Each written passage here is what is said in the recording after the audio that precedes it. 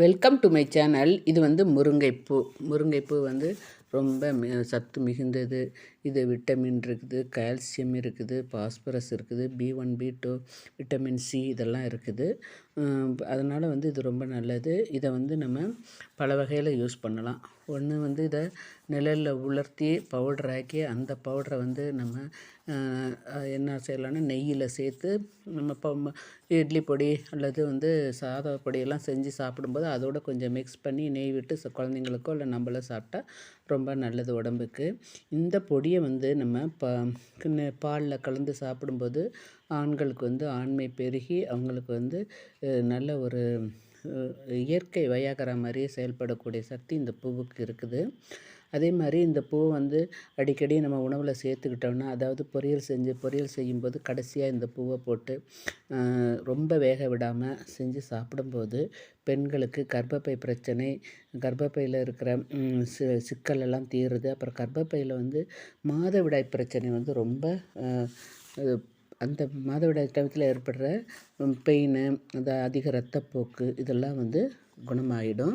இந்த பூவை வந்து நம்ம அடிக்கடி பாலுலேயோ அல்லது பொடியாகவோ அல்லது பொரியலாகவோ சாப்பிட்றப்ப சூப்பு கூட வச்சு சாப்பிட்லாம். சூப்பு வைக்கும்போது ரொம்ப வேக விடக்கூடாது. டக்குன்னு ஒரு ஆவி எடுத்துட்டோம்னா ஒரு வேக வச்சு எடுத்துட்டோம்னா போதும். அந்த மாதிரி செஞ்சு சாப்பிடும்போது நமக்கு கண் அழுத்தம், கண்ணுக்கு வந்து நல்லது இது. கண் வந்து நமக்கு வெண்படலமாக சிலருக்கு அப்படியே பார்க்கும்போது திரை போட்ட மாதிரி இருக்குன்னு சொல்லுவாங்க.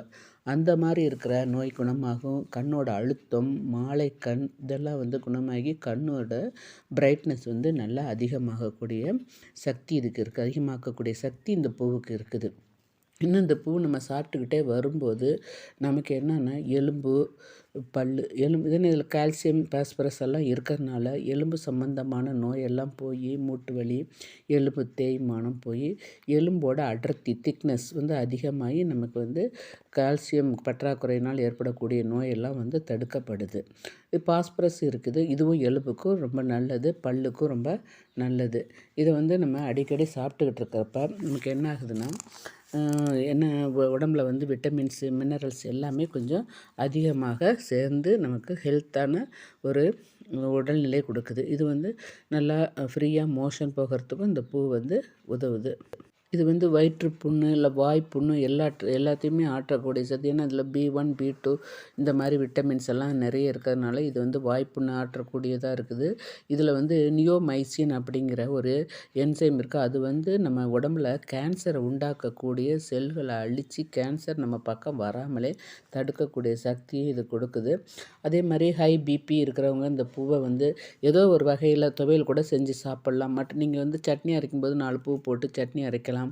அல்ல வேறு பொரியல் செய்யும்போது 4 போடலாம். சாம்பாரில் பூ போடலாம். ரசத்தில் போடலாம். எப்படி வேணாலும் இதை எடுத்துக்கலாம். அந்த மாதிரி எடுத்துக்கிட்டு வரும்போது இது வயிற்று புண்ணை ஆற்றக்கூடியது, கேன்சர் செல்லை வளர விடாமல் தடுக்கக்கூடியது, உயர் ரத்த அழுத்தம் இருந்து இப்போ மயக்கம் கூட ஒரு சிலருக்கு அந்த மாதிரி இருக்கிறவங்களுக்கு இது அடிக்கடி உணவில் சேர்த்துக்கிட்டாங்கன்னா அவங்களுக்கு பிபி குறைஞ்சி ரத்த ஓட்டம் சீராகி நல்ல ஹார்ட்டெல்லாம் நல்லா ஃபங்க்ஷன் பண்ணுறதுக்கு இது உதவுது. இன்னும் இந்த பூவை வந்து நம்ம நெய்யில் பொடி பண்ணி சாப்பிட்டோம்னு வச்சுக்கோங்க. நெய்யில் தான் பொடி பண்ணிவிட்டு நெய்யில் போட்டு நம்ம பிசைஞ்சு சாப்பிட்டுக்கிட்டு வந்தோம்னா நமக்கு வந்து மூச்சுக்குழாய் சம்மந்தப்பட்ட நோயெல்லாம் போய் நமக்கு நல்லா மூச்சு விடுற திறன் வந்து அதிகரிக்குது. அதே நேரத்தில் லங்ஸோட ஸ்ட்ரென்த் வந்து அதிகமாகக்கூடிய சக்தியும் இந்த பூவுக்கு இருக்குது. அதனால் இந்த பூ வந்து நமக்கு ஓரளவுக்கு கிடைக்கக்கூடியது தான். அவ்வளோ காஸ்ட்லியாக இருக்காது. இதுன்னா கிராமங்களில் பார்த்திங்கன்னா வீட்டுக்கு வீடு முருங்கை மரம் இருக்குது. இப்போ நகரங்கள்லேயும் வந்து சொந்தமாக வீடு வச்சுருக்காங்க. கண்டிப்பாக ஒரு முருங்கை மரம் பின்னால் வச்சுருப்பாங்க. அந்த மாதிரி இருக்கும்போது இந்த பூவை எடுத்து நம்ம சாப்பிட்லாம். ஆனால் பார்க்கும்போது நல்லா பூவை எடுத்து நல்லா கழுவிடணும். ஏன்னா பூக்குள்ளார சின்ன சின்ன பூச்சிங்கெலாம் இருக்கும். பூவை நல்லா கழுவிட்டு அப்புறம் நிழலில் வளர்த்தி பவுட்ரு பண்ணி வச்சுக்கலாம். ஃப்ரெஷ்ஷாக கிடைக்கிறவங்க ஃப்ரெஷ்ஷாகவே எடுத்து நம்ம அன்றைக்கி சாப்பிட்டுக்கலாம். அந்த மாதிரி சாப்பிட்டுக்கிட்டே வந்தோம்னா இது உடம்புக்கு ரொம்ப நல்லது. இது மூளையோட நரம்பு மண்டலத்தை நல்லா பலப்படுத்தி மூளையோட திறனை வந்து அதிகப்படுத்துது. ஞாபக சக்தி நல்லா வருது. அதனால் நம்ம பிற்காலத்தில் வந்து நமக்கு எந்த நோயும், அதாவது ஞாபக சக்தி குறைபாடுனால ஞாபக மறதி நோயெல்லாம் வராமல் நம்ம நல்லாயிருக்கும். இப்போ குழந்தைங்களுக்கு வந்து நல்ல மெமரி பவர் அதிகமாகி நல்லா அவங்க படிக்கிறதுக்கோ இல்லை எல்லாத்துக்குமே நல்ல நினைவாற்றலை கொடுக்கக்கூடிய சக்தியும் இந்த பூவுக்கு இருக்குது. இந்த பூ இன்னும் சாப்பிட்டுட்டே வரும்போது நமக்கு என்ன ஆகுதுன்னா இதில் விட்டமின்கள் தவிர புரதமும் இருக்குது. அது வந்து உடல் வளர்ச்சிக்கு குழந்தைங்களுக்கு நல்லது. அதே மாதிரி இது புரதம் இருக்கிறதுனால இதையும் நம்ம எடுத்துக்கிறது ரொம்ப நல்லது. இது வந்து கல்லீரலை வந்து கழிவுகளையெல்லாம் நீக்கி கல்லீரலை வந்து நல்லா செயல்பட வைக்கக்கூடிய சக்தியும் இந்த பூவுக்கு இருக்குது. இது ஆஸ்துமா இருந்தால் கூட இந்த பூ நம்ம சாப்பிட்டுட்டு வர்றதுனால நமக்கு ஆஸ்துமா வந்து குறைஞ்சி நமக்கு வந்து நல்ல சைனஸ் எல்லாம் குறைஞ்சி நம்ம ஃப்ரீயாக ப்ரீத் பண்ணுறதுக்கு நல்லாயிருக்கும். இது வந்து ஒரு ஆன்டி இன்ஃப்ளமேட்டரியாக கூட செயல்படுது. இது சாப்பிட்டுட்டு வரும்போது நமக்கு உடம்புல இருக்கிற வீக்கம் தேனில் கலந்து சாப்பிட்டோம்னு வச்சிங்களேன், இதில் உடம்புல இருக்கிற வீக்கமெல்லாம் கூட, அதாவது எதனாச்சும் அடிபட்டு வீங்கிறது இல்லைன்னா இந்த காலு கையெல்லாம் மூட்டெல்லாம் வீங்கி போகுது இல்லையா, அந்த மாதிரி இருக்கிறது கூட இது வந்து ரொம்ப நல்லது. இது கழிவுகளை வெளியேற்றுறதுனால நமக்கு வந்து உடலில் கெட்ட நீர் சேர்ந்து அதனால் ஏற்படுற பிரச்சனைகள்லாம் குறையுது. இதில் வந்து கொஞ்சம் அயன் இருக்குது. ஸோ இது சாப்பிடும்போது நமக்கு அதாவது இரத்த சோகை வராமல் தடுக்கப்படுது. ஸோ இது வந்து நம்ம டெய்லியுமே யூஸ் பண்ணலாம். கிடைக்கிறவங்க அப்பப்போ யூஸ் பண்ணிக்கிட்டு அது நமக்கு ஃப்ரெஷ்ஷாக இருக்கும். ஃப்ரெஷ்ஷாக இருக்கும்போது நல்லா யூஸ் பண்ணிக்கலாம்.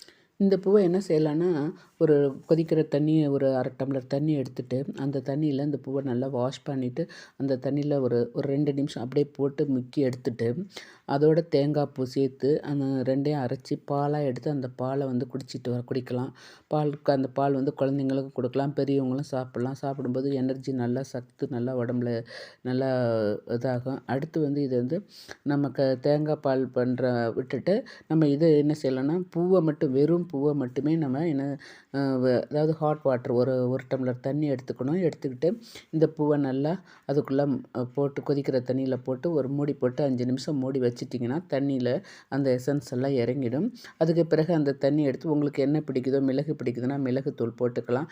இல்லை உங்களுக்கு தேன் போட்டு சாப்பிடணும் அப்படின்னா தேன் போட்டு சாப்பிடலாம். அந்த மாதிரி சாப்பிட்டுக்கிட்டே வந்தீங்கன்னா உடம்புக்கு ரொம்ப நல்லது.